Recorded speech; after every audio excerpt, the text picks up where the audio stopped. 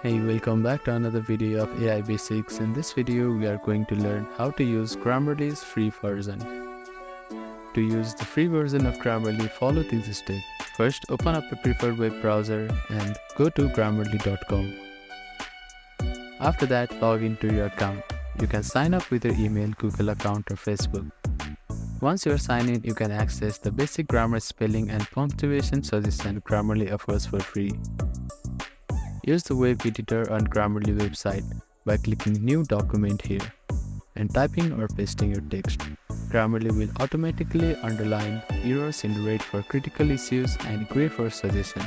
Click on each underlined word to see suggested changes and apply them. You can also use Grammarly browser extension. To use Grammarly across the web, add the Grammarly browser extension for Chrome, Firefox or Edge. Go to App section and you can install for Chrome by clicking on the Install button. Once installed, Grammarly will check your writing in emails, social media, posts and online forms. The extension provides real-time grammar, spelling and basic clarity suggestion as you type.